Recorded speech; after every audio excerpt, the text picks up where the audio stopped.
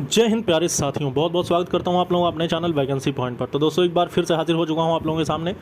आज एक बहुत ही ज़्यादा इंपॉर्टेंट वीडियो लेकर आया हूं। बहुत ज़्यादा लंबी और बहुत ज़्यादा लेंदी वीडियो नहीं होगी, बिल्कुल साफ शब्दों में और बिल्कुल सरल भाषा में आज मैं आपको समझाना चाहता हूँ। यूपीएसआई भर्ती से रिलेटेड 2-3 मुद्दे ऐसे हैं, और ख़ासकर उन अभ्यर्थियों को जो क्वालिफाइड हो चुके हैं और जिनकी रनिंग हो रही है या फिर हो चुकी है। तो अगर आप अपनी रनिंग कंप्लीट कर चुके हैं तो आप लोगों को बहुत बहुत बधाई और बहुत सारी शुभकामनाएं कि आपको अगले चरण में मौका ज़रूर मिलेगा और आप नियुक्त होंगे।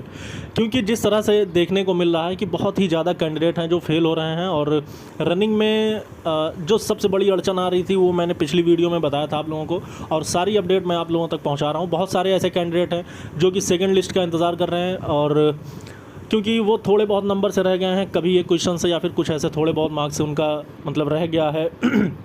तो ऐसे में मैं उनको बताना चाहता हूं कि फ़िलहाल अभी तक ऐसी कोई भी सटीक, और वैसे कहने के लिए तो मैं कह दूं कि हाँ सेकंड लिस्ट आएगी, लेकिन अभी तक ऐसा कुछ भी नज़र नहीं आ रहा है। लेकिन फिर भी अभ्यर्थियों की माने तो 35,000 कैंडिडेट में सिर्फ और सिर्फ 9,534 कैंडिडेट को ही चुना जाना है। तो इसलिए बहुत ज़्यादा अभ्यर्थियों का फेल होना भी ज़रूरी है। अगर बहुत ज़्यादा फेल नहीं होंगे तो वो इस भर्ती में फिर उन अभ्यर्थियों को भी हटाएंगे जो कि रनिंग क्वालिफाई कर चुके हैं। तो इसलिए उनका फेल होना सेकंड लिस्ट की तरफ तो निर्देश नहीं करता है, लेकिन उन अभ्यर्थियों को सेलेक्ट होने के 90% चांस खोल देता है जो कि इस भर्ती में रनिंग कंप्लीट कर पा रहे हैं बिल्कुल सेफली। मतलब अगर किसी ने रनिंग कंप्लीट कर ली है तो उसका होना निश्चित लग रहा है। क्योंकि बहुत कहीं कहीं तो ऐसा है कि 60 कैंडिडेट में 70 कैंडिडेट में सिर्फ 30 और 40 कैंडिडेट ही पास हो पाना है। लेकिन फिर भी ये 50% आंकड़ा है। अगर 50% की माने अगर लगातार 50% रिजल्ट आ रहा है तो भी 35,000 में अगर आप सोचिए तो 17,500 कैंडिडेट पास होने की उम्मीद नज़र आ रही है। लेकिन ऐसा नहीं है, कहीं कहीं बहुत कम ही फेल हो रहे हैं। कभी 70 में 5 ही फेल हो रहे हैं, या फिर 80 में 5-6 फेल हो रहे हैं। तो इसलिए अभी ये कहना ज़्यादा उचित नहीं होगा कि क्या रहेगी फाइनल कट ऑफ। और या फिर अब बात कर लेते हैं दूसरी तरफ। एक तरफ तो रनिंग हो रही है, रनिंग में कोई दिक्कत नहीं आ रही किसी कैंडिडेट को। मतलब जो भी दिक्कतें हैं वो मैंने पिछली वीडियो में बता दिया था। लेकिन जो सबसे बड़ी बात है दोस्तों, भर्ती में धांधली। आप देख रहे होंगे किस तरह से बहुत सारे कैंडिडेट ऐसे हैं जो रनिंग में पकड़े जा रहे हैं। मतलब वो धांधली किए हुए हैं और वो वहाँ पर पकड़े जा रहे हैं, और वो टॉप मेरिट में अपना नाम दर्ज किए थे। तो ये चीज़ें धीरे धीरे खुलासा हो रही हैं, और ये होती रहेंगी जब तक होती रहेंगी, भले नियुक्तियाँ हो जाएँ।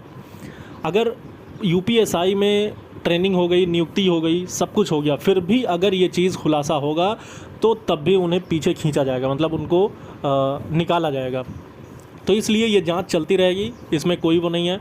और रही बात दोस्तों आपको ये मानने की कि भर्ती में धांधली हुई है तो इसका री एग्ज़ाम होना चाहिए, या फिर कुछ और आपके अपने तर्क होंगे, तो आपको पता ही है कि इस बात का तो अनुमान लग चुका था जब एग्ज़ाम हो रहा था तभी कि हाँ भर्ती में धांधली हो रही है। और अभी लगातार ये चीज़ें सामने भी आ रही हैं कि हाँ भर्ती में धांधली हुई है, पकड़े जा रहे हैं। तो ये सिर्फ पकड़े जा रहे हैं, इससे और भर्ती पर कोई फ़र्क नहीं पड़ेगा। जो धांधली में शामिल है वो पकड़ा जाएगा।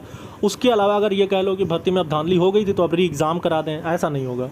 अगर ये होना होता तो ये पहले ही दिन हो चुका होता जब ये पहली बार पकड़े गए थे। बहुत सारे कैंडिडेट, एक एसएसबी का जवान भी पकड़ा गया था।